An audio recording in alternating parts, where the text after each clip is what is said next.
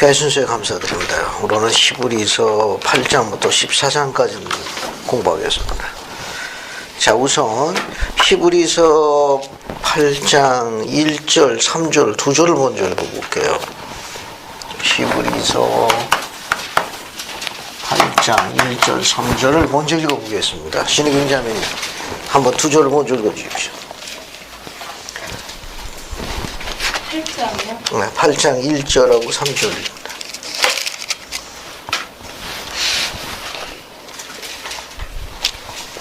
지금 우리가 하는 말의 요점은 이러한 대제사장이 우리에게 있다는 것이라. 그는 하늘에서 지극히 크시니 보좌 우편에 앉으셨으니 대제사장마다 예물과 제사드림을 위하여 세운 자니 그러므로 그도 무엇인가 드릴 것이 있어야 할지니라. 감사합니다. 여러분 그 8장 1절 보면 지금 우리가 하는 말의 요점은 이러하니 한 대제사장이 우리에게 있다는 것이라. 근데 그 대제사장이 그는 하늘에 지극히 높으신 어디 안에 있다고 그랬습니까? 보좌 우편. 그러면 하나님 아버지 우편에 계시니까 누구죠? 예수 그리스도. 예수 그리스도입니다. 그 대제사장을 이야기하는 거예요. 그러니까 지금 8장부터 나가는 내용은 사도 바울이 이 대제사장이 복음의 근원되신 분이고 이제 모세율법을 성취한 분이라는 걸 강조하는 거예요. 그래서 모세율법은 복음을 성취하기 위한 예비적 율법이라는 걸 가르치는 거예요. 그래서 8장 1절에 나와 있는 대제사장은 예수 그리스도를 지칭하는 표현입니다. 자, 그래서 여러분 그 3절 보게 되면은 대제사장마다 예물과 제사를 드리기 위하여 세운 자니 그러므로 그도 무엇인가 드릴 것이 있어야 할지니라. 바로 이게 뭐냐? 그리스도의 복음은 속죄를 말미암아 성취되었던 걸 묘사하는 내용이에요. 그래서 여러분 47-1 주예를 보십시오. 맥콩리 장로님의 주예가 나와 있습니다. 그래서 47-1을 봅시다. 그래서 한번 읽어볼게요. 이승미 형제님, 그거 한번 쭉 다 읽어봐요. 거기에 많은 사람들은 동물을 희생시켜서 드리는 제사는 모세로부터 전래된 것으로 추측하고 있다. 그러나 사실은 그렇지 않다. 희생의 원리는 아담이 에덴 동산에서 쫓겨난 직후에 처음으로 배운 것이다. 아담은 자기가 바치는 양의 첫 새끼가 그리스도의 대속의 희생의 한 예표임을 분명히 알고 있었다. 그는 이 일은 은혜와 진리가 충만하신 아버지의 독생자의 희생하실 모형이라고 말했다. 계속해요. 맥콩키 장로는 희생의 의식을 이루고 있었다. 이 제사 양식은 언제나 우리 주님의 희생의 주의를 집중시키도록 규정되어 있었다. 예를 들면 6월절에 드리는 희생제물을 만드는 데 있어서 6월절 어린 양으로 선택되어 죽임을 당하는 것은 점이나 흠없는 일련된 숫양이었다. 제물로 드리는 짐승의 피는 모두 쏟았고 뼈는 하나도 부러뜨리지 않도록 조심했다. 이것은 모두 그리스도가 죽는 방법을 상징하는 것이다.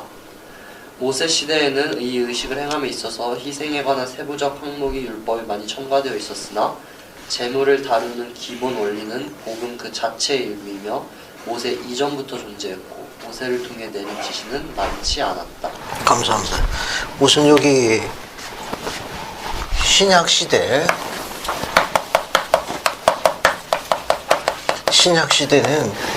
그리스도의 복음 시대, 그리스도의 복음, 그리스도의 복음입니다. 이 복음은 어디서 성취됐는가 하면 그리스도의 속죄로 말미암아 이거죠. 속죄로 말미암아 성취됩니다.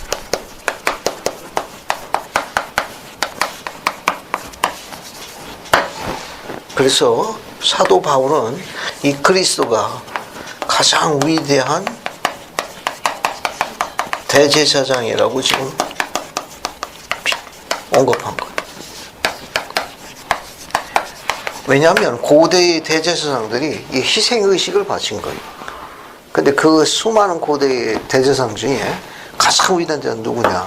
예수 그리스도. 그렇죠. 예수 그리스도. 왜냐하면 이분의 속죄를 통해 가지고 그분의 복음뿐만 아니라 우리들에게 이제 구원을 완성시킨 겁니다. 이제 구원과 부활과 모든 게 다 성취된 거예요. 그러면 구약시대 때 여기서 가르치는 건 이제 사도 바울이 가르친 거고 구약시대 때니까 이제 모세시대 때 되죠. 모세 시대 때 주어진 게 뭐냐? 모세율법이에요. 모세율법. 이 모세율법에 뭐가 주어졌느냐?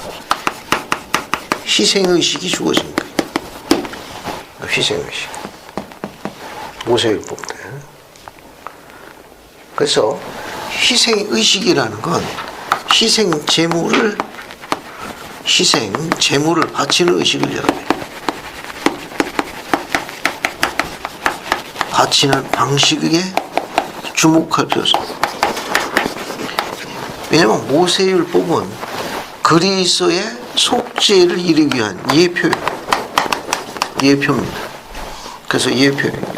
그래서 그리스도의 속죄에 대한 예표를 그 의식에다 담궈하는데 그 의식이 바로 방식이에요. 그 대표적인 게 어디냐? 출애굽기 12장에 되어 있어요. 또 출애굽기 12장을 한번 봅시다. 출애굽기 12장. 고대 제사장들은 이제 이 인물을 쓰는 거예요. 근데 이것이 바로 그리스도 속죄와 관련이 있습니다. 예표예요. 출애굽기 12장으로 갑니다.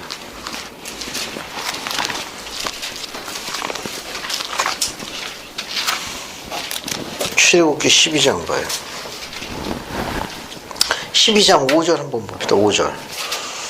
너희 어린 양은 흠없고 뭐라고 되어 있습니까? 흠없고 1년 된 수컷이.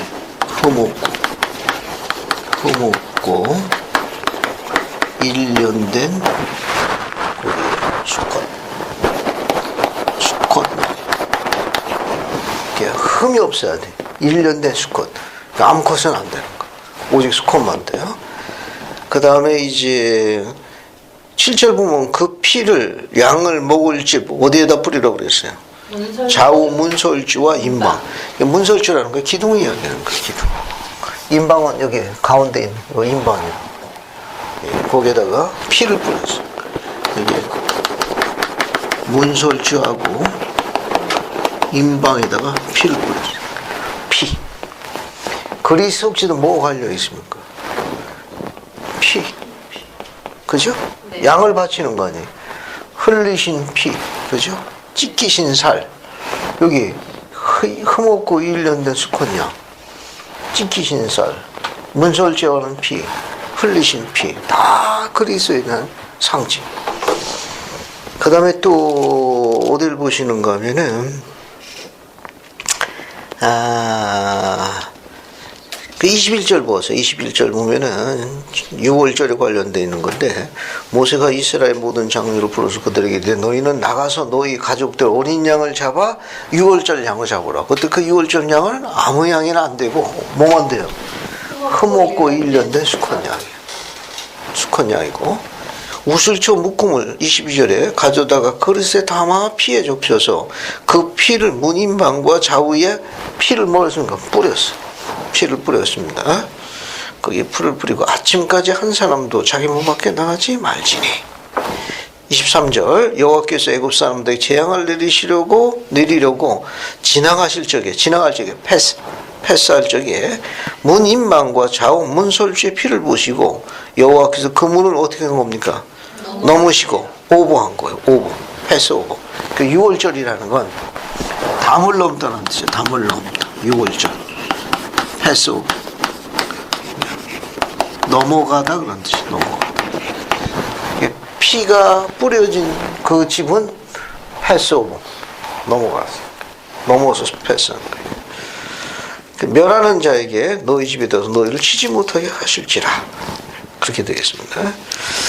그래서 이제 26절 보면은 이후에 너희 자녀가 묻기를 이 의식이 무슨 뜻이냐 묻거들랑. 너희는 이르기를 여호와의 유월절 제사라. 여호와께서 애굽 사람에게 재앙을 내리실 때에 애굽에 있는 이스라엘 자의 집을 모아사 너무사. 그게 패스오버. 너무사 우리 집을 구원하셨느니라 하라. 하며 백성이 머릿속에 경배하니라. 자, 46절도 갑시다. 46절 봐요. 한 집에서 먹되 그 고기를 조금도 집 밖으로 내지 말고 뒤에 뭐가 나와 있습니까? 46절 맨 끝에 뼈도 꺾지 말지. 뼈도 꺾지 말치디, 그죠? 거기에 뼈도 없죠. 전부 그리스도가 십자가에 달려드는 속죄가 뭐가 있습니까?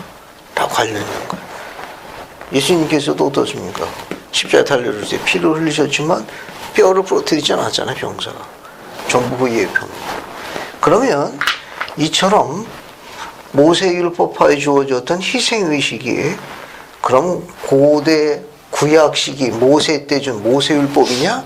그렇지 않다는 거예요, 지금. 사도 바울은 또 뭘 가져요? 그렇지 않다는 거예요. 이게 태초에 아담 시대 때부터 주어진 거라는 거예요. 아담 시대 때부터. 이 희생의식이 아담 때 희생의식이 주어졌어요.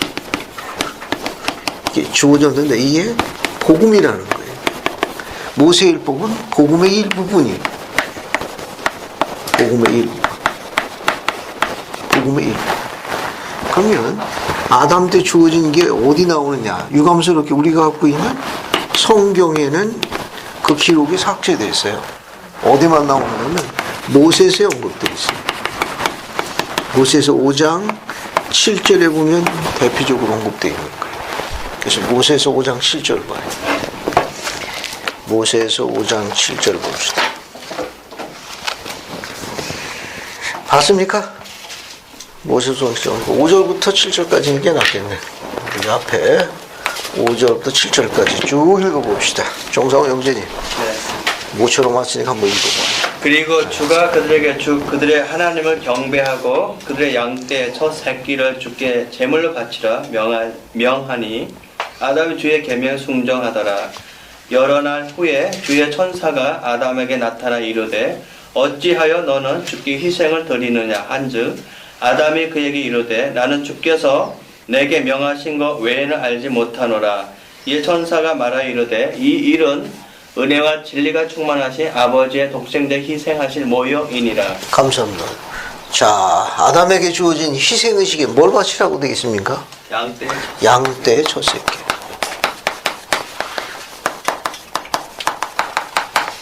양떼의 첫 새끼에 대해서 언급했어요. 양떼의 첫 새끼니까 이 첫 새끼도 어때요? 여기에 구약의 모세 시대 때 모세율법을 줬던 희생의식에도 뭐가 되어 있습니까? 출애굽기 12장에 흠없고 일련된 수컷 양만 되는 거예요. 여기 뭐라고 되어 있는가 하면 태초에 아담지 주어진 거는 양떼의 첫 새끼라고 가르쳤어요. 그러니까 양떼의 첫 새끼인데 이것도 흠없고 어쩌면 출애굽기나 1년 된 흠없는 순양이 되겠죠. 순양이 되겠죠. 수컷만 될 거예요. 그러니까 이거는 특별히 분류되어 있다고 봅니다. 이게 전부 뭘 상징하는가 하면은 하나님의 아들, 은혜와 진리가 충만하신, 뭐라고 되어 있어요? 아까 그 읽은 은혜와 진리가 충만하신 아버지의 독생자의 예표예요. 독생자의. 그러니까 그 과정을 눈여겨보셨다는 게 되는 거예요. 결과를 보는 게 아니라 양떼의 첫 새끼를 바치기 위해서는 그 어미양이 처음으로 잉태해야 돼. 처음으로 잉태해가지고 낳은 첫 새끼가 수컷만 되는 거예요. 그러니까 목자가 상당히 주의 깊게 관리를 해야 됩니다. 그렇게 거기에 쏟는 정성, 집중, 뭐 이와 같은 것을 전부 그 과정을 신앙으로 다 본 거예요. 신앙으로 다 본 겁니다. 그래서 희생의식은 이게 뭔가 하면은 천사가 아담에게 가르친 것처럼 은혜와 진리가 충만하신 아버지의 독생자의 뭐라고 나와 있습니까? 희생하실 모형이라고 이야기합니다. 독생자의 희생하실 모형. 이게 바로 뭐냐? 그리스의 속죄를 상징하는 거예요. 그 예표입니다. 그래서 고대에 바울이 이야기한 거는 구약 시대에 모세 시대 때는 많은 대제사장들에서 희생의식이 집행이 됐어요. 이때는 뭘로 집행이 됐는가 하면 대제사장의 집행이 됐는데 소위 아론과 레위의 자손들에 의해서 집행이 됐어요. 자손들에 의해서 집행됐습니다. 무슨 신권으로 집행됐죠? 아론 그렇죠. 아론 신권. 소신권에서 집행됐어요. 그렇지만 바울의 언급에 의하게 되면 가장 위대한 대제사장이 바치는 것이 바로 뭐냐? 그리스의 속죄예요. 이분은 대제사장이니까 멜기세덱 신권의 근원 되시는 분이에요. 멜기세덱 신권의 근원 되시는 분이에요. 그러면 희생의식도 태초부터 뭘로 진행이 됐느냐? 대신권으로 진행된 거. 왜? 아담 시대 때 은혜와 진리가 충만하신 아버지의 독생자 희생하실 모형으로 양떼의 첫 새끼를 바치라고 아담한테 요구했고, 아담이 희생의식을 집행한 거예요. 그러면 무슨 이 희생의식은 어떤 신권으로 집행된 겁니까? 대신권으로 집행된 거예요, 여기는. 대신권으로 집행. 그래서 태초에 주어졌던, 아담에 주어졌던 희생의식은 대신권으로 집행된 거니까 이건 복음이에요. 이게 마지막 날 재림 전에 이 대신권으로 집행되었던 태초의 의식이 회복될 거예요. 때가 되면 좀 더 가르침이 많이 주어질 겁니다. 자, 그래서 8장은 그 정도 보시면 되고요. 이제 어디를 보시는가 하면 이제 9장으로 들어갑니다. 9장을 한번 9장 보기 전에 8장 6절도 봐요. 8장 6절. 8장 6절. 이해봉자매님 8장 6절 한번 읽어주십시오. 히브리서 8장 6절. 그러나 이제 그는 더 아름다운 작품을 하셨으니 그는 더 좋은 약속으로 세우신 더 좋은 언약의 중보자시니라. 감사합니다. 여러분 그 8장 6절을 보게 되면은 거기 더 아름다운 직분을 얻으셨으니 더 좋은 약속으로 세우신 더 좋은 언약의 중보에 더 좋은 언약이라고 되어 있죠. Better covenant. 예. 더 좋은 언약이, 더 좋은 성약이. 이거 뭘 이야기하는가 하면 그리스의 복음을 이야기하는 거예요. 뭐보다? 모세율법보다 어때요? 그리스의 복음이 여기보다는 이게 훨씬이에요. Good, bad. 그러니까 모세율법보다는 더 좋은 게 뭐냐? 그리스의 복음을 이야기하는 거예요. 그리스의 복음. 유인물 47-2를 한번 볼까요? 유인물에 47-2를 봅시다. 봤습니까? 그 앞부분만 읽어보면 돼요. 거기 보면은 복음은 모세의 율법과는 달리 충만한 구원의 원리와 의식을 제공하기 때문에 뭐다? 더 좋은 언약이라. 더 좋은 언약이다. 즉 복음은 모세의 율법과는 달리 충만한 구원의 원리와 의식을 제공하기 때문에 더 좋은 언약이 된다. 대체로 이스라엘 자들은 자기네에게 주어진 충만한 복음을 두 번 다 배척했는데 첫 번째는 모세의 용도의 광야에서 생활할 때 또 말을 안 들었죠. 그 다음은 언제냐? 절정의 시대. 그리스도께서 성령을 베푸는 시기를 절정의 시대로 합니다. 그걸 우리가 영어로는 머리디언 오브 타임 해가지고 머리디언 이게 절정의 시대에 주님께서 성령을 베풀기 위해서 지상에 오셨을 때를 우리가 절정의 시대라고 번역해요. 단어는 머리디언이라는 단어입니다. 그래서 예수께서 지상에 오셨을 때 이때도 이제 말을 안 들었거든요. 그래서 그 정도로 보시면 되겠습니다. 그 다음에 이제 어딜 보시는가 하면은 9장 11절 첫 줄만 봐요. 거기 이제 문장이 하나로 묘사되어 있습니다. 9장 11절 첫 줄만. 찾았어요? 그리스도께서는 장차 좋은 일의 대제사장으로 오사. 그렇게 되어 있죠. 그리고 가장 위대한 대제사장이 누구냐? 그리스도입니다. 그분은 복음과 신권의 근원 되시는 분이에요.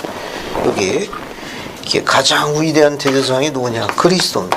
여기 히브리서 9장 11절에 보면 그리스도가 가장 위대한 대제사장입니다. 그 이유는 복음의 근원 되실 뿐만 아니라 멜기세덱 신권, 즉 대신권의 근원 되시는 거. 그 내용을 이제 언급하신 거예요. 그래서 여러분 47-4를 봐요. 그리고 47-4 봤습니까? 네. 거기 봐요. 예수님은 본질적으로 고대의 제사장들이 이스라엘에서 행한 것과 똑같은 역할을 우리를 위해 행하셨다. 그러나 두 가지 제사에 차이가 있었다. 고대의 제사장들은 이스라엘 가축 중에서 염소나 양을 드렸다. 가장 깨끗한 하나님의 어린 양이신 그리스도는 뭘 바쳤어요? 자기 자신을 바친 거예요. 아무도 그리스도의 목숨을 빼앗지 않았으며 구주께서 스스로 자기의 목숨을 버리셨다. 따라서 예수님은 우리를 위하여 제물을 바친 대제사장일 뿐만 아니라 자기 자신이 바로 뭐가 됐어요? 희생제물이 된 거예요. 바울은 이 사실을 우리가 깨닫기를 바랬다. 고대의 제사장들이 구약 성서나 모세의 율법을 중보자였던 것처럼 그리스도는 뭡니까? 신약 성서에 뭐가 되는 겁니까? 중보자가 된 거예요. 그래서 히브리서 9장 26절로 갑니다. 9장 26절. 안숙자매님 9장 26절 한번 읽어주십시오. 그리하면 그가 세상을 창조한 때부터 자주 고난을 받았어야 할 것이로되 이제 자기를 단번에 제물로 드려 죄를 없이 하시려고 세상 끝에 나타나셨느니라. 감사합니다. 자기를 단번에 제물로 드려 죄 없이 하시려고. 그분 스스로가 그 일을 집행하신 대제사장이고 자신이 희생제물이 되었다는 걸 언급하는 표현입니다. 이 내용은. 그 정도 보시면 되고요. 그 다음에 여러분 어딜 보시는가 하면은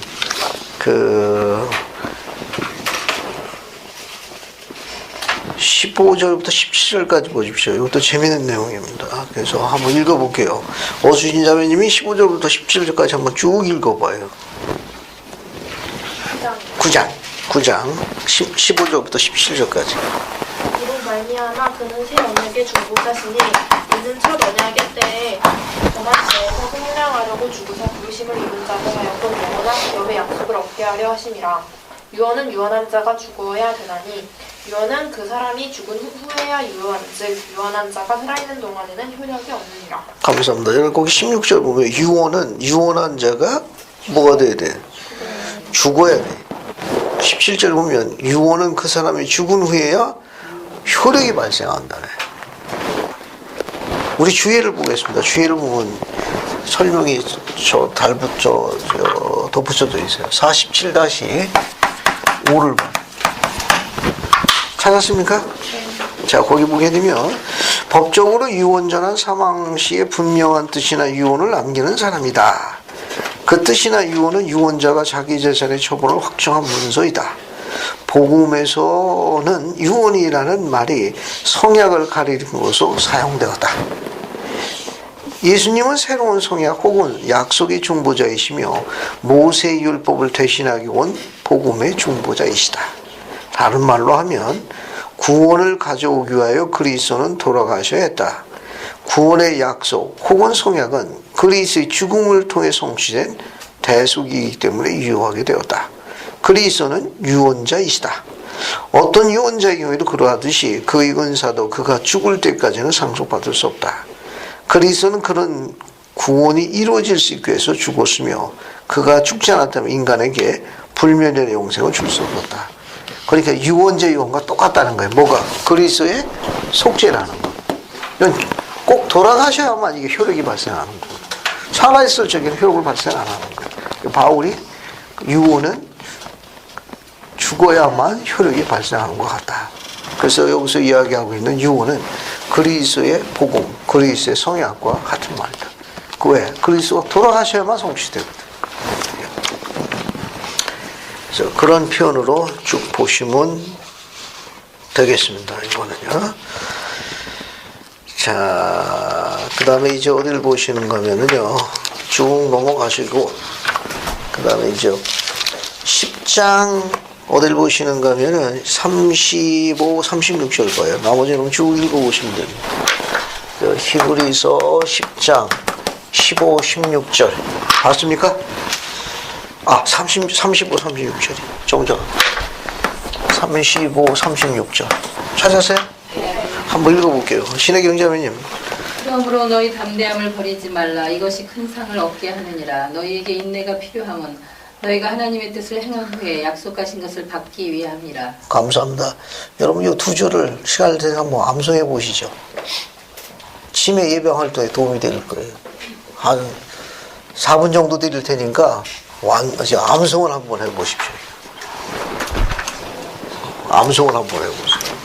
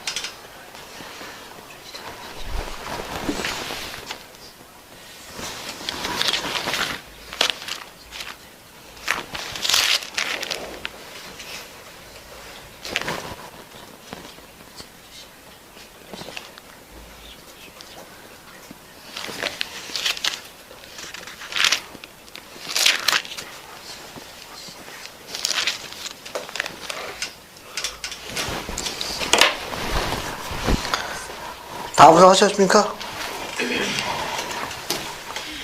거기 보면 그러므로 너희 담대함을 버리지 말라. 이것이 큰 상을 얻게 하느니라. 너희에게 인내가 필요하면 너희가 하나님의 뜻을 행한 후에 약속하신 것을 받고 함이라. 자, 그럼 한번 암송해 볼게요. 준비됐나요? 시작하면 같이 암송합니다. 그러므로 너희 담대함을 버리지 말라. 자, 시작. 그러므로 너희 담대함을 버리지 말라. 이것이 큰 상을 얻게 하느니라. 너희에게 인내가 필요하면 하나님의 뜻을 행한 후에 행한 후에 약속을 받고 합니다. 감사합니다. 여기 35절 그러므로 너희 담대함을 버리지 말라. 이것이 큰 상을 얻게 하느니라. 시련이나 환란이 왔을 적에 위축되지 말라는 겁니다. 또 너희에게 뭐가 필요하면 인내가 필요하면 너희가 무엇을 행한 후에 하나님의 하나님의 뜻을 행한 후에 뭘 받기 위함이라? 약속을 받기 위함이라. 그게 시련이나 역경이 때로는 하나님의 뜻일 수도 있습니다. 엘튼 페리님 말씀을 공부하게 되면 이 두 성구가 훨씬 더 가까이 이해가 될 거예요. 잘 보이십니까? 네. 여기 보세요. 이해봉자매님, 어떻게 이게 다 잘 보이세요? 네. 한번 크게 읽어보십시오. 주님은 참으로 친절하십니다. 힘든 경험을 할 때도 있지만 그분께서는 우리의 마음을 좋은 기억으로 채워주시며 다른 기회를 주십니다. 비극을 겪는다고 해서 생이 끝나는 것은 아닙니다. 올라갈 다음 산이 있기 때문입니다. 잃어버린 것 때문에 오랜 시간을 상심하지 마십시오. 다음 산을 오르기 시작하십시오. 감사합니다. 엘튼 페리. 여기서 성구하고 관련이 있는 거예요. 주님은 참으로 친절하신 분입니다. 힘든 경험을 할 때도 있지만 그분은 그 힘든 경험을 우리 마음을 무엇으로? 좋은 기억으로 채워주시고 다른 기회를 주십니다. 하나님께서 때로는 우리가 소망하고 원하는 저 문을 닫는 수가 있어요. 원도, 그 문을 원도 클로즈 닫을 때가 있습니다. 만약에 그 문이 닫히면 이미 어나더도 다른 문을 이미 오픈 열어둔 상태예요. 우리가 이제 소망하고 원하는 것이 때로는 클로즈 닫히는 수가 있어요. 하나님께서 그 문을 닫으실 적에는 이미 다른 문을 열어두신 겁니다. 이미. 그래서 한쪽 문이 닫혔다고 그래가지고 좌절하지 마세요. 실망하지 말고. 하나님께서 얼마나 친절하신지 다른 문을 이미 또 열어놓습니다. 어나더도 다른 문을 이미 열어두셨습니다. 그래서 사도 바울은 뭐라고 가르쳤는가 하면은 너에게 인내가 필요하면 하나님의 뜻을 행한 후에 약속을 받기 위함이라고 가르치신 거예요. 그래요. 인내가 필요하면 왜 한쪽 문이 닫혔으니까 상심하거든. 하지만 어나더도 다른 문이 열려져 있는 것을 우리가 신앙으로 찾아야 되기 위해서는 인내가 필요합니다. 그래서 좋은 기억으로 채워주시며 다른 기회를 주십니다. 그런 힘든 경험이 우리에게 유익과 경험을 낳게 해줍니다. 또 인내라는 성품도 가르쳐주고 때로는 그런 비극을 겪는다고 해가지고 모든 생이 다 끝나는 건 아니에요. 올라갈 또 다음 산이 있기 때문에 힘을 내라는 겁니다. 그래서 담대함을 버리지 말라는 거예요. 잊어버린 것 때문에 오랜 시간 상심하지 마십시오. 잘 안 되죠. 억울하거든. 오랜 시간 때문에, 잊어버린 것 때문에 오랜 시간 너무 마음 아파하지 마십시오. 패스. 6월절 마냥 패스 오고 건너가는 겁니다. 왜냐하면 다음 산을 오르기 시작하십시오. 우리 또 다음 산 또 올라가야 돼. 엘튼 페리. 그리고 어수신자매 그 35절이 너희 담대함을 버리지 말라고 되어 있잖아. 큰 상황 얻는다고. 그것도 어디다 적용하면 좋을 것 같아? 이렇게 상심하고 힘들어하고 이런 비극 이런 거 말고 또 어디다 적용하면 젊은이들한테 유용하게 쓸 수 있을까? 복음을 전할 때 수진이가 선교사업을 기획합니다. 그 담대함을 버리지 말라고. 그건 큰 상을 얻게 돼요. 또 이 성구는 어디도 종종 젊은이들에게 이 격려와 위로를 주기 위해서 사용하는 건데. 취업. 또 승민이 또 뭐 취업도 있고 또 뭐가 있을까? 영원한 결혼 시간에 고백할 때. 아 그렇지. 맞았어. 최고다. 배우자 선택할 때도 이 성구가 많이 용됩니다. 예, 위축되지 말고 너희 담대함을 버리지 말지니 이것이 큰 상을 얻게 합니다. 정상호 형제도 이 성구가 적용이 되지 않았어? 아마 그랬을 것 같아. 예, 이 성구는 미래의 반려자를 선택할 적에 적극 출된 성구 중에 하나입니다. 어제 영원한 결혼 그 제목이 배우자 선택이었어요. 그래서 이제 이 성구를 암송을 시켰습니다. 너희 담대함을 버리지 말지. 이것이 큰 상으로 기다리지 말라고 했습니다. 부딪히라고 이야기했어요. 부딪혀가지고 깨져가지고 아픔과 상처를 받아서 고통을 겪는 것까지 다 복음의 연장선이 이야기했습니다. 그래서 우리 젊은이들한테 집에 들어가면 구약의 룻기가 1장부터 4장으로 구성되어 있습니다. 그래서 장을 꼭 읽어보도록 부탁을 했어요. 수진이도 꼭 읽어봐야 돼요. 룻기를 꼭 읽어보십시오. 거기 보게 되면 모압 여인 룻에 관한 기록입니다. 그 여인은 이스라엘 딸이 아니에요. 그녀는 개종한 딸입니다. 근데 그는 하나님께서 감동한 딸이에요.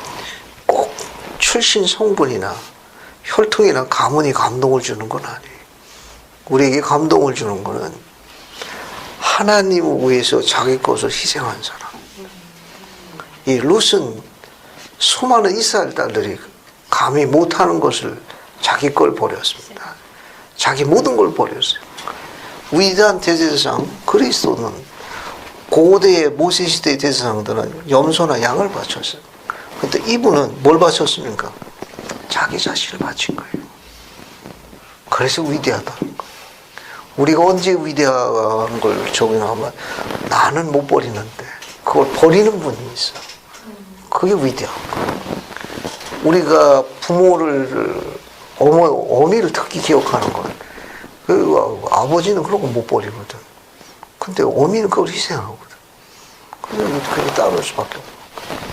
주님도 어때요?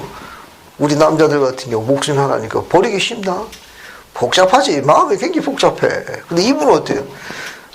사도 바울이 단번에 너희들은 양을 여러 번 이렇게 바쳤지만 이분은 단번에 한 번에 끝냈느니라. 너도 할 수 있냐? 대답이 조금. 그래서 위대하다는 거예요.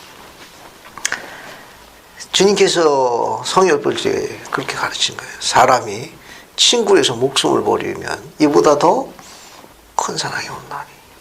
그러니까 요즘 그 성구를 많이 생각해요. 한 남편이 자신의 영원한 유일한 친구에서 목숨을 버리는 더 큰 사랑이 온다니.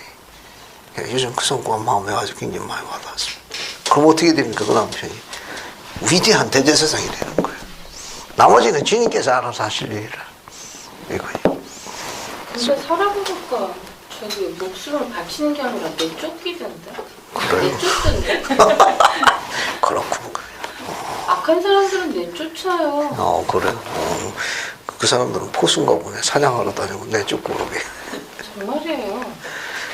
그럼 우리는 우리 것대로 한번 정리해 보겠습니다. 그런 남편이 세상 어디냐고. 그렇죠. 세상하고 좀 다른데 우리는 혈통이나 배경이나 이런 것도 중요해요. 하지만 더 중요한 거는 그런 거에 비해 가지고 성약으로 맺어진 그 남자가 목숨을 다해서 절대적으로 변하지 않고 지켜주는 건 그 여인의 큰 설명할 수 없는 상급입니다. 이해하시겠어요? 그건 애굽의 복보다 더 귀한 거예요. 그러니까 성약으로 맺어진 그 여자를 그 남자가 위대한 대제사장이 한 것처럼 단번에 목숨을 바쳐서 지킬 수 있으면 애굽의 금을 시장한 세상 딸이 부러워할 거예요. 부러워할 거라고. 그보다 더 큰 상급이 없거든. 아마 그렇게 생각해요. 나도 저렇게 아파가지고 대접을 좀 받아봤으면 아마 그렇게 생각할 수도 있을 거예요. 여러분 이 말 심각하기가 어려워. 병상에서 이렇게 옆에서 이렇게 남편들이 이렇게 하는 거 보면 때로는 아무도 안 오는 여인도 있습니다. 맞아요. 아무도 찾는 이가 없어요. 맞아요. 마치 그 눈초리 보면은 차라리 내가 아파서 저기 좀 들어놓아 있으면 하는 눈빛처럼 보이더라고. 그런 느낌을 많이 받아요. 어쩌면은 저희는 무슨 복이길 때 아파서도 저런 복을 받냐라고 쳐다보는 것 같아요. 정말 병원에 가면 그게 절실한 것 같아요. 근데 찾는 이가 아무도 없는 거라. 그냥 뭐 누구 하나 말 붙이는 사람도. 저 아팠을 때 그랬어요. 감독님 말고 아무도 없었어요. 그래서 이 성과 암상하러 오는 거예요. 너희 담대함을 버리지 말라. 근데 뭐 이렇게 왔을 때 네. 과일도 없었어요. 그래서 이 성과 암상해요. 너에게 인내가 필요하다. 과일한 쪽도 없었어요. 기다 보시면. 그 얘기 들으니까 제가 눈물이 다 앞을 가리네. 그럴수록 심각하신데. 이 성꾼이 그래서 제가 복수했어요. 그 사람 아플 때 안 있어줬어요. 수술이 또 다시 희생번짐을 또 새로 공부해야 되거든요. 여러분 이 선고 이해하셨죠? 굉장히 아름다운 선고입니다. 특히 36절은 너에게 인내가 필요하면, 너에게 인내가 필요하면 하나님의 뜻을 행한 후에, 그러니까 인내를 필요로 하면 때로 우리에게 주어진 그 힘든 경험이 하나님께서 우리에게 유익한 경험과 우리를 그분처럼 승화시키기 위한 모종의 다른 업그레이드 단계라는 걸 암시한 거예요. 힘들고 어렵지. 하지만 우리가 다른 방법으로는 신과 그런 친밀한 관계를 못 맺는 거예요. 다른 관계는 그런 혈맹처럼 그 맺어지는 그 무언가를 관계를 못 맺는 거라. 그걸 통해서 주어진 거예요. 그런 것 때문에 뒤에 보면 또 샘플로 또 나오겠지만 아브라함이 이삭 바친 요구하는 것도 바울이 가르쳤습니다. 똑같은 과정이에요. 그건 뭐냐? 아버지가 아들을 지상에 보내 십자가를 하신 거랑 똑같은 거예요. 차이점은 아브라함은 어떻습니까? 이삭을 돌려줬잖아요. 근데 엘로힘은 안 돌려주죠. 그냥 십자가에 달리시게 하셨죠. 그래서 우리가 그분을 따를 수밖에 없는 거예요. 이거 샘플로 이야기하면 그렇습니다. 그게 바로 뭐냐? 신앙이라는 거예요. 그 11장으로 갑니다. 11장은 이제 신앙에 관련되어 있는 거예요. 여러분이 잘 아는 신앙의 정의가 어디 나왔느냐? 히브리서 11장 1절이에요. 그죠? 네. 히브리서 11장 1절 여백에다가 엘마서 32장 21절, 이도서 12장 6절이라고 적어두면 나중에 긴히 쓸 수 있습니다. 엘마서 32장 21절이요. 32장 22장 네.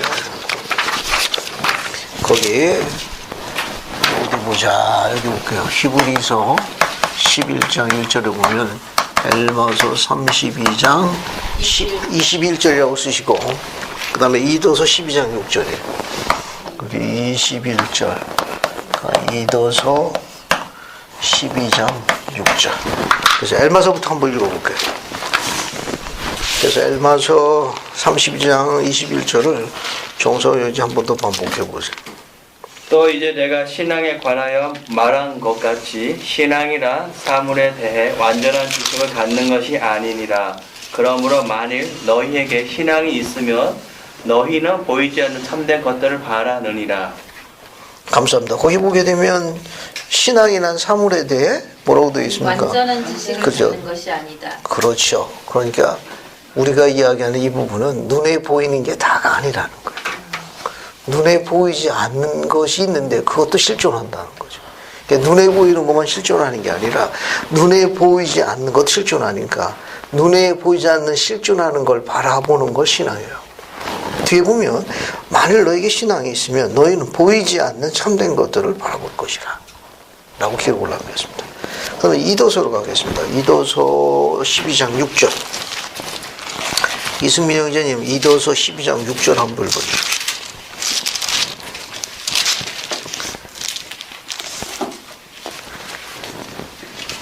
이도서 12장 6절 한번 읽어보세요. 또 이제가 모르는 인생에서 얼마가 말하고자 하노라. 내가 세상에 보이고자 하거니와 신앙이란 비록 보이지 아니하나 바라는 것이니라.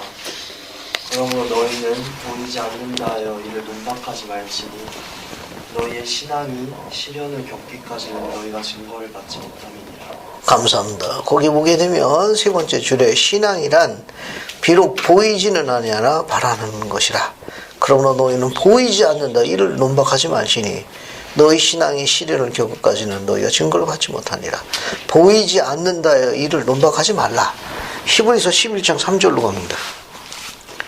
히브리서 11장 3절 봐요. 봤습니까? 네. 거기 보면 뭐라고 나와 있죠? 믿음으로 모든 세계가 하나님의 말씀을 지어준 줄을 뒤에 거 보세요. 뒤에 거. 보이는 것은 나타난 것으로 말미암아 된 것이 아닙니다. 그렇죠. 보이는 것은 나타난 것 말미암아 된 것이야. 보이는 게 다가 아니라는 겁니다. 여기 이도서 12장 6절에도 되어 있잖아요. 너희는 보이지 않는다 하여 이를 논박하지 말라. 그죠?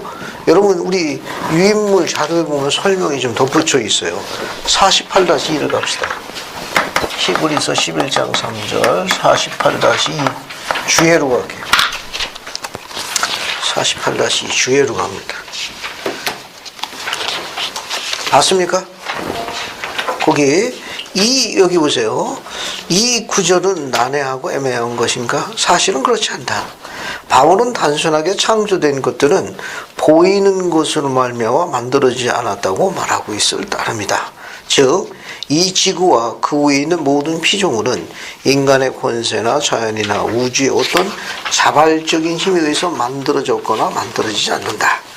창조에 있어서 우연이란 없으며 최초의 늪에서 우연히 생명이 창조되지 않으며 진화 과정에 의해 한 종에서 다른 종으로 생명이 발전되는 법이란 없다. 창조는 계획되고 조직되고 통제된 것이다. 그것은 하나님의 믿음과 능력에 의해 성취된 것이다. 그것은 육적인 생각이나 과학적인 지성에 의해 이해되지도 않고 보이지도 않으며 나타나지도 않은 능력을 이루어졌다. 창조는 하나님의 일이다. 만물은 사람에게 나타나지 않고 실로 계시에 의해서만 알 수 있는 힘에 의해 존재하게 되었다. 또한 하나님께서 만물을 믿음으로 창조하신 것과 마찬가지로 그가 창조하신 피조물마저도 그와 동일한 능력, 곧 믿음에 의해서만 알려질 수 있고 이해될 수 있다. 그러니까 창조는 눈에 보이는만 된 게 아니고 보이지 않는 다른 게 있는데 그것은 믿음이라는 소위 신앙에 의해서 이루어진 거기 때문에 창조에 관련된 모든 것들도 역시 보이지 않는 것으로 이루어진 부분이 있으니까 믿음으로 이해하는 수밖에 없다. 이렇게 이야기를 한 겁니다. 그 다음에 이제 11장 4절 한번 읽어볼게요. 정석은 이제 11장 4절 한번 더 붙여주세요. 믿음으로 아벨은 가인보다 더 나은 제사를 하나님께 드림으로 의로운 자라 하시는 증거를 얻었으니 하나님이 그 예물에 대하여 증언하심이라. 그가 죽었으나 그 믿음으로써 지금도 말하느니라. 감사합니다. 거기 맨 앞에 보면 믿음으로 아벨은 가인보다 더 나은 제사를 하나님께 드림으로 의로운 자라 증거를 얻었느니라. 하나님이 그 예물에 대해 증언하십니다. 그가 죽었으나 그 믿음으로서 지금도 말하고 있느니라. 이렇게 되어 있죠. 이 성구는 여러분 우리 유인물 자료에 보기에도 아주 잘 나와 있습니다. 그 유인물 한번 보세요. 그래서 48-3 48 두 개를 다 보세요. 이 성구를 보십시오. 자, 거기 보면 왜 가인의 제사는 거절당하고 아벨의 제사가 받아들여졌는지 의문을 갖고 있는 사람들이 많다.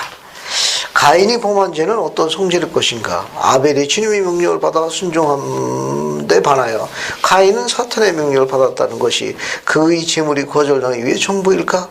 모세서 4장 18절 한번 볼까요? 여러분 모세서 4장 18절 보세요. 성경에 없는 기록입니다. 이게 모세서 4장 18절 봐요. 어디 보자. 이건 다른 부분이네. 이거는 엉뚱한 기절을 갖다 붙여놨구만. 엉뚱한 기절을 갖다. 이건 해당사항도 안 되는 것 같다 붙여놨네. 여기 5장 18절을 봐요. 이거 어떻게 유인물에다 잘못 적어놨냐. 여러분 5장 18절의 말씀입니다. 찾았어요? 네. 5장 18절 보시면 거기 보면 가인은 사탄을 하나님보다 더 사랑하더니 이거 여러분 성경에 안 나옵니다. 요거는 앞뒤 기조는 다 나오는데 요 기조는 성경에 안 나와요. 여기 보면 가인은 사탄을 하나님보다 더 사랑하니 사탄이 그에게 명하여 주께 제물을 바치라 하니라. 그죠? 네. 그래서 사탄이 명해가지고 가인이 뭘 바쳤는가 하면은 19절 세월이 지난 후 이렇게 되었나니 가인은 땅의 소산 가운데 주께 제물을 가져다 땅의 소산을 제물로 바쳤어요. 그런데 20절 보면 가인은 뭘로 바쳤습니까? 아벨은 양의 첫째. 아벨은 그동안 양의 첫 새끼와 기름을 가져왔더니 주가 아벨과 그의 제물을 받았으나 21절 가인과 그 제물은 그가 받지 아니하였더라. 이제 사탄이 이를 알고 그를 기쁘게 하였더라. 이에 가인이 심히 분하여 안색이 변했더라. 여기 보세요. 여기 보면 가인과 아벨에 관한 기록인데 가인은 뭘 바쳤습니까? 땅의 소산을 바쳤어요.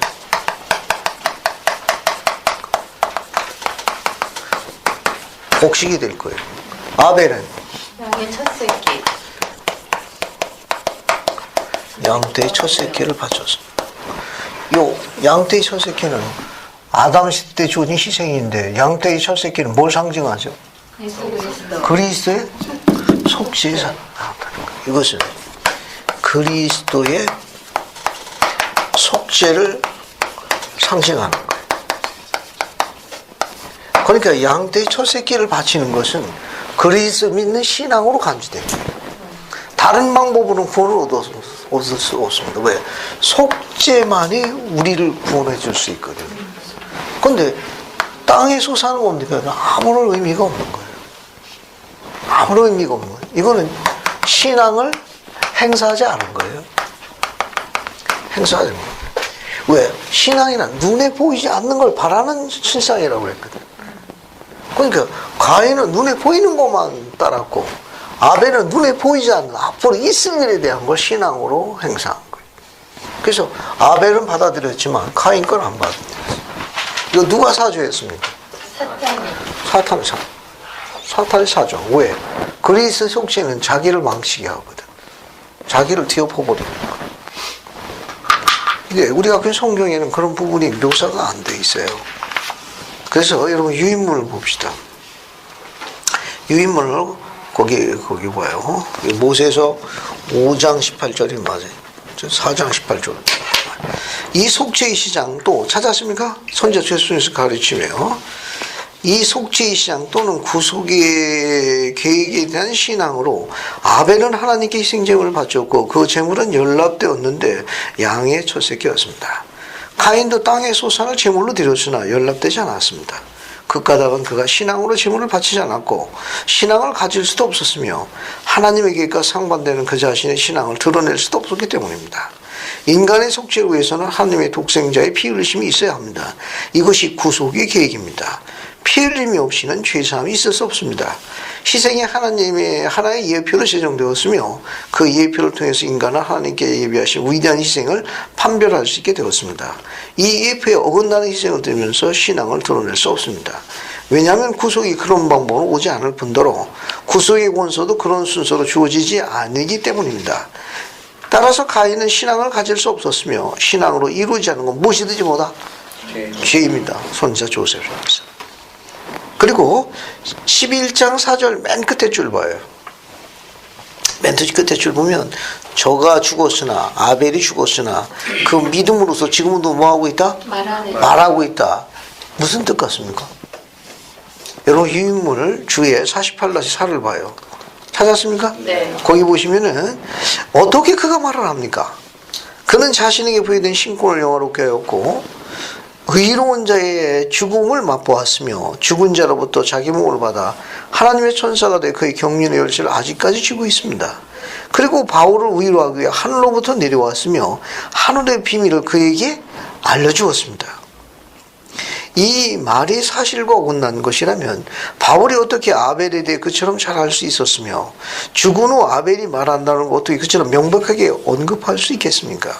그러므로 아벨이 죽은 후에 말을 하였다는 바울의 말의 뜻은 아벨이 성역을 베풀게 하늘로부터 내려왔음을 간접적으로 증거하는 겁니다. 선지자 조셉에서. 그러니까 사도 바울에게 아벨이 와서 직접 가르쳤기 때문에 이 희생 번제에 관한 것도 바울이 정통했다는 거예요. 그 자기가 직접 아벨의 방문을 받아 가르침을 받았으니까 11장 4절에 그렇게 기록해요. 비록 그가 죽었으나 아벨이 죽었으나 그 믿음으로 말미암아 지금도 말하고 있느니라. 계속해서 그 성역을 행하고 있는 거예요. 필요한 종들에게. 그 열쇠를 아직도 갖고 있는 겁니다. 그 내용을 언급한 표현이에요. 이거냐. 자, 이제 그런 정도 보시고요. 또 믿음에 관한 것 중에 사라 한번 볼게요. 11장 11절 봅시다. 히브리서 11장 11절 오수진 자매님 한 번 더 읽어봐요. 빼빼로 성관부 읽어봅시다.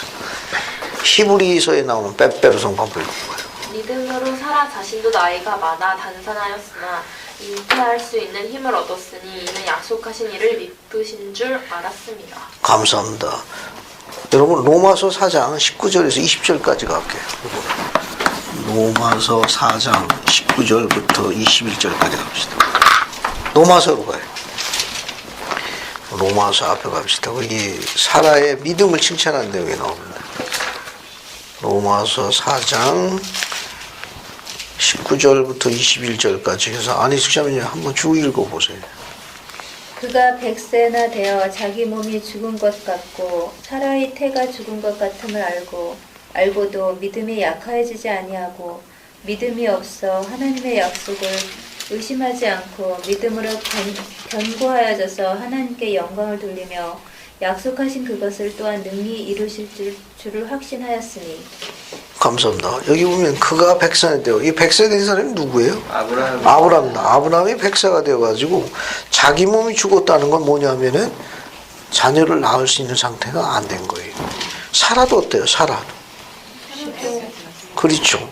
사라의 태가 죽은 거 바로 아이를 낳을 수 있는 연령층을 넘어간 거예요. 몸의 기능이 끊어진 겁니다. 그럼에도 불구하고도 어떻게 돼 있어요?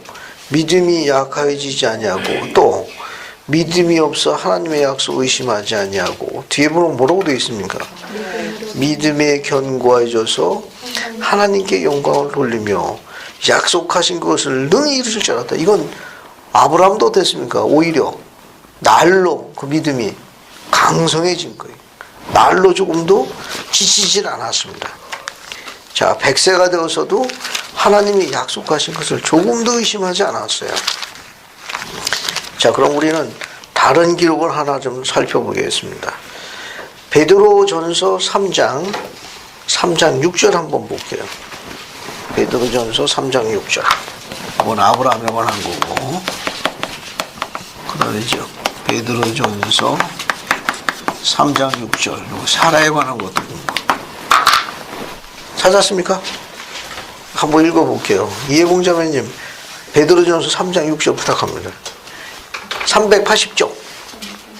380쪽 찾으면 나오는 거예요. 3장 6절.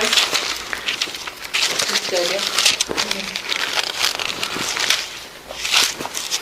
3장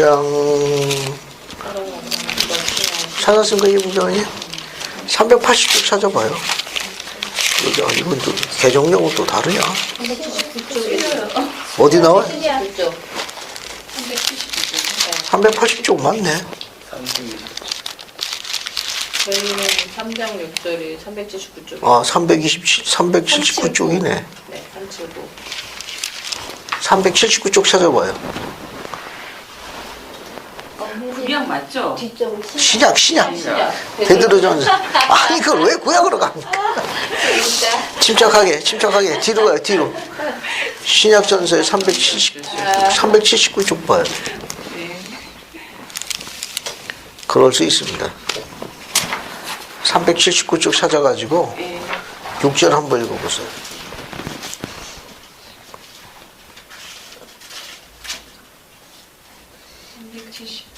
3장 6절이요. 예, 3장 6절 한번 읽어보십시오. 사라가 아브라함을 주라 칭하여 순종한 것 같이 너희는 선을 행하고 아무 두려운 일에도 놀라지 아니하면 그의 딸이 된 것입니다. 감사합니다. 여기 흥미있는 기절이 있는데 사라가 아브라함 자기 남편을 뭐라 칭하여 순종했습니까? 주라고 칭하여 순종했다. 이거 손고 읽으니까 자매도 고개도 안 드네. 네? 아브라함이 되게 젠틀했네. 이 부분이 뭐냐면 사라의 딸이라고 해요. 사라의 딸이라는 주어지는 호칭이 있는데 이 호칭은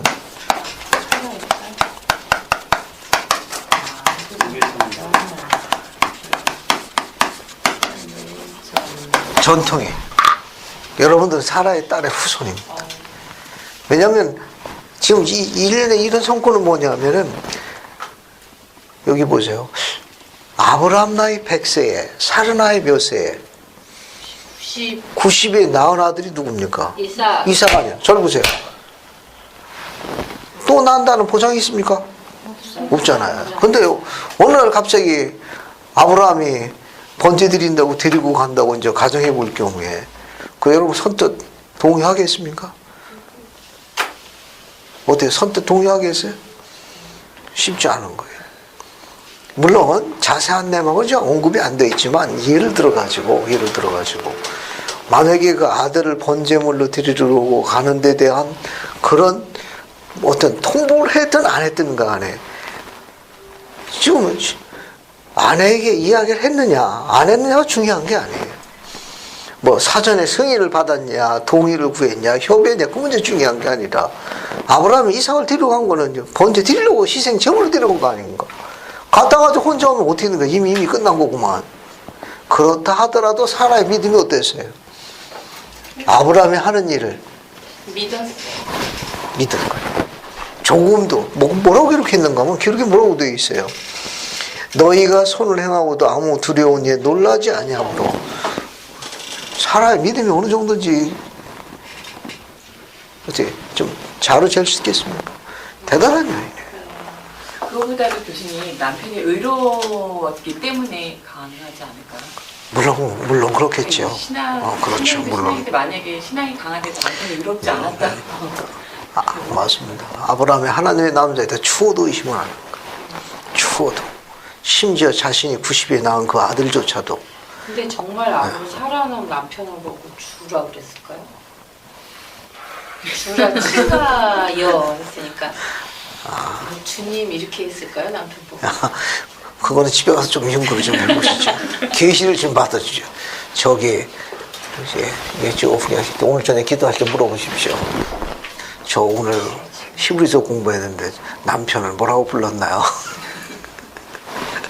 한번 물어보면 이 말은 뭐냐 하면은 자기 남편을 하나님 보시기에 하나님의 사람으로 그 길을 걸어가고 있으니까 마치 사라가 여호와 하나님을 섬기듯 그 남편을 그처럼 존경하고 존중하고 그렇게 했다는 걸 시사하는 겁니다. 한편 넬슨 장로님은 그런 가르침을 설명한 게 있습니다. 뭐라고 설명했는가 하면 남편을 존경하는데 그건 아주 좋은 거예요. 하지만 넬슨 장로는 뭐라고 했냐면 남편이 지니고 있는 신권을 존중해달라고 가르치셨어요. 남편이 지니고 있는 신권을 존중하게 되면 그 남편은 뭐 하느냐? 존경합니다. 그러니까 그 남편이 지니고 있는 신권, 남편이 인간이기 때문에 흠이 있을 수밖에 없습니다. 불완전해. 마음에 들었다 안 들었다가 수없이 있을 수 있습니다. 하지만 그가 지니고 있는 그 신권을 존중하라는 거예요. 존중하게 되면 존경을 불러옵니다. 존경을 불러오면 그 여인이 어떻게 되냐? 그 여인이 경건해져. 그 여인이 경건해집니다. 그 여인이 거룩한 거예요. 왜? 이 남자가 세상적이면 솔직히 용량이 안 돼. 그냥 설명이 어려만큼 마음이 아픈 경우가 있을 수 있어요. 하지만 하나님께서 머리로 세우셔가지고 준 그 신권을 뭐 하는 겁니까? 존중하는 거예요. 존중하면 존경심을 불러옵니다. 하나님의 남자를 존경하는 거예요. 지지하고. 그러면 존경은 경건을 불러와요. 이 여인이 경건해지는 거예요. 경건해지면 여기서 개인적인 계시형을 그때부터 갖게 됩니다. 그때부터 계시형. 그래야 그 남자가 엇그려야 됩니다. 그 남자가 그래 엇그려야 됩니다. 아유, 사느라고 망하던데 한두 번이 가. 그죠? 한두 번인가, 그냥. 말 안 해도 뭐 쏘죠. 저도 집에 가면 그렇게 그냥 잔소리 듣는 분이 우리 후기성 남자가 오죽하겠나. 나도 잘한다고 하는데도 엄청 눈물이 앞으로 갈 때가 많구만. 잘한다고 하는데도 이게. 한 번은 이제 다림질을 와이샷을 다니는데 잘 몰랐어요. 나는 그게 약간 물기가 있어야 되는 줄 몰랐어. 그냥 처음부터 그냥 갖다 댔더니 와이샷가 그냥 부어버렸더라고. 근데 한 번은 끝난 게 아니라 뭐 이래 뒤집어가지고 뒤에다 한 번 했더니 뒤는 더 눌어버렸네. 아마 그랬다가 그냥 얼마나 눈총을 받았는지 잘 몰랐어요. 그런 걸. 난 그냥 다리기만 하면 되는 줄 알았지.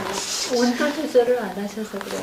그럴 수 있어. 아니 그리고 또 잘 다린다고 또 다림질을 갖다가 콕 눌러가지고 또 처음부터 탁 세컨드로. 한 번에 펴지라고.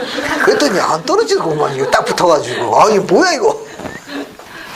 근데 한 번을 했으면 끝났으면 되는데, 와이셔츠 뒤집어 뒤에 또 한 번 또 해봤거든. 이번에는 힘을 더 줘봤어요. 그랬더니 뭐 완벽하게 들어붙어. 그러니 얼마나 그런 부분에서 답답하겠노.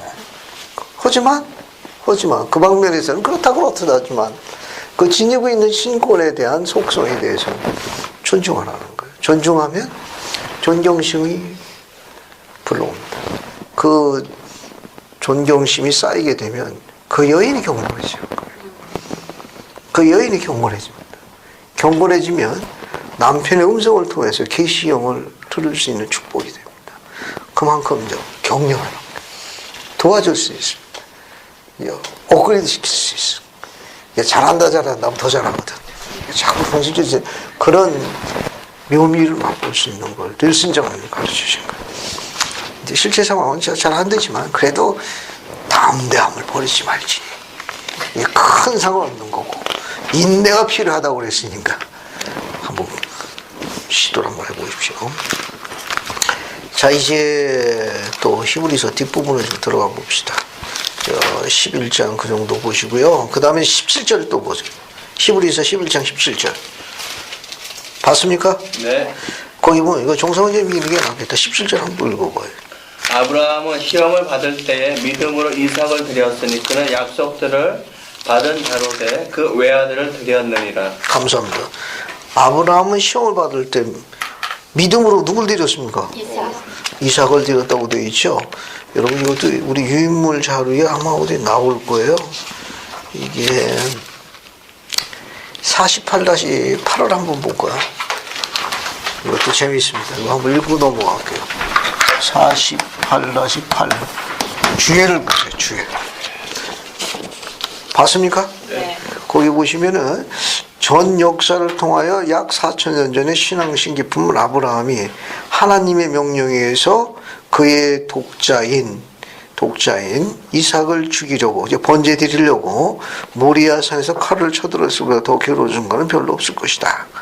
언약의 자손 이삭에 관한 약속을 이루기 위해서 이삭을 다시 하나님께서 죽음으로부터 불러일으킨다는 걸 믿어야 하는 그 혹독한 믿음의 시련을 누가 감내할 수 있을 것이냐. 여러분 여기에 해당되는 창세기 쭉 읽어보시게 되면 이삭이 이상했던 거예요. 평소에 아버지는 희생 제물을 양을 데리고 왔는데 양이 안 보인 거예요. 그리고 양에다가 땔감 같은 거 싣고서 올라갔는데 누구한테 지고 올라가라 했습니까? 양은 안 보이고. 이삭 보고 지고 올라가라 그러니까 이상했거든. 그래서 아버지한테 묻거든. 번제드릴 양이 어디 있나니까. 좀 평소하고 다르니까 좀 이상한 거예요. 근데 아버지가 뭐라고 그랬습니까? 아브라함이.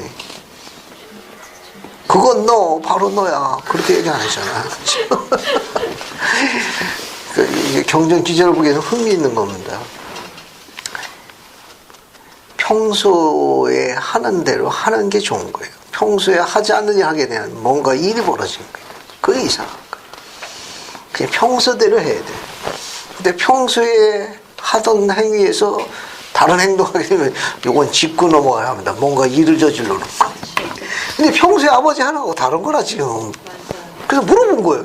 어찌 된 겁니까 했더니 여호와께서 당시에서 재물을 마련하실 것이니 너는 잔소리 말고 올라가라. 그렇게 얘기하죠. 거기서 아브라함이 그러죠. 그건 너, 바로 너야. 이제 그렇게 얘기 안 하지 않습니까? 그죠? 여기도 마찬가지예요. 여기도. 자, 모든 세대의 아브라함 후손들이 육신의 능력에서 순종하여 거의 불가능한 만큼 시험당한 이 장면을 두려움과 경건한 마음으로 회상해 보는 건 무리냐? 밑으로 갑니다. 왜 하나님께서는 그런 시험을 마련하셨을까? 분명히 그것은 아브라함의 축복과 유익을 위한 것이었다.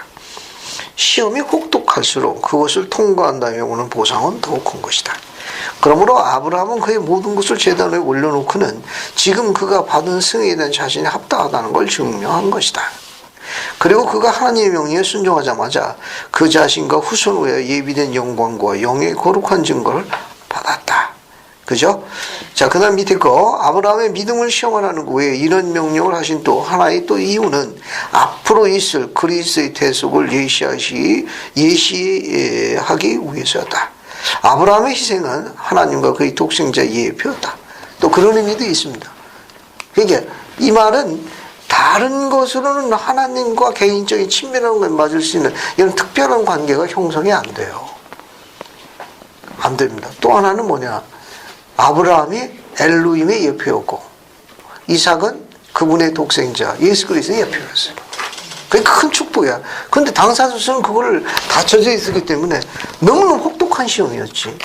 왜냐하면 그 눈에 넣어도 아프지 않을 만큼 또 그런 아들이 주어질지 모를 만큼 총명하고 사랑스러운 그 아들을 자기 손으로 갖다 버려야 되는 거예요. 희생을 해야 되니까 인간으로서는 감당하기 어려웠을 거예요. 상상하기도 어려웠을 거예요. 하지만 다른 뜻도 있습니다. 그리스의 예표. 그러니까 아브라함이 거기서는 나중에 이해하게 되지만 하나님의 상징이었고 이삭은 그분의 아들 독생자의 상징이었으니 말할 수 없는 영예로운 거죠. 밑으로 또 내려가 봅시다. 거기에 직사각형 안에 있는 거 보세요. 이거요. 직사각형 보세요. 봤습니까? 네. 자, 여기 보면 그 중간 부분에 있는 거 미주친 것만 보세요. 미주친 것만. 하늘에 계신 우리 아버지께서는 그 이상의 일을 겪으셨는데 하나님 아버지의 경우에 있어서는 아브라함처럼 그의 손이 멈추지 않았기 때문입니다. 그래도 아브라함은 멈췄잖아요. 그죠? 네. 번제 칼을 들었을 적에 목젖에 대고 이 번제 칼이라고 해가지고 일반 칼하고 조금 달라요. 칼이.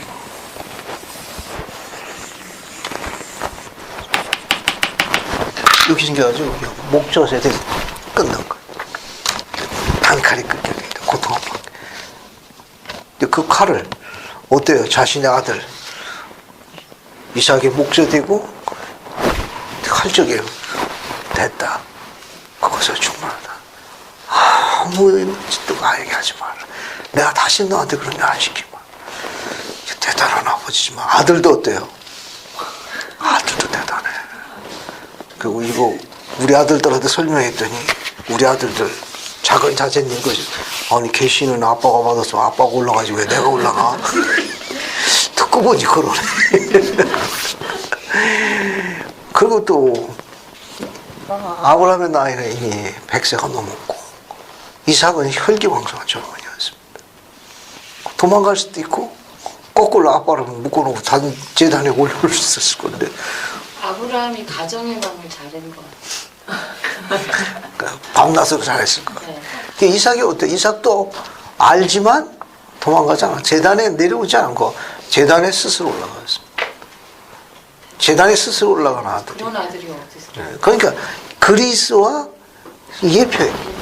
그리스도 아버지 뜻에 어떻게 했습니까? 순종했잖아요. 이삭도 마찬가지. 그러니까 거기서 아버지와 아들이 하나가 된 것처럼 아브라함과 이삭도 하나가 된 거. 이제 똑같은 과정이에요. 자, 그 다음에 이제 11장 35절로 갑니다. 11장 35절 보세요. 봤습니까? 네. 거기 보면 두 번째 줄에, 두 번째 보면은 어떤 이들은 더 좋은 부활을 얻고자 하여 라고 되어 있죠? 네. 거기 더 좋은 부활이라고 나와 있습니다. 요 성구도 잠깐 공부할게요. 48-9를 보십시오. 48-9. 여기 더 좋은 부활이라고 나와있는데 이게 뭘 이야기하느냐? 요 설명까지 할게요. 거기 보면 그것은 더 좋은 부활이 있었다는 증거입니다. 더 좋은 부활이 없었다면 하나님께서 바울에게 그런 계시를 주지 않았을 겁니다. 그러면 더 좋은 부활이란 무엇이냐? better resurrection 한다는데 실제적인 부활의 교리와 승천, 변형돼 가지고 하늘에 올라가는 걸 우리가 승천이라고 설명해요. 단어를. 그러니까 두 종류예요. 저를 보세요. 하나는 부활이라는 교리가 있고 하나는 승천의 교리가 있어요. 그러니까 부활이라는 건 일단 죽어야 돼. 죽었다 다시 살아나는 게 부활이지만 죽음을 겪지 않고 변형된 상태로 하늘에 올라가 그 임무를 수행하는 특별한 분들이 있습니다. 그런 걸 우리가 뭐라고 그러느냐?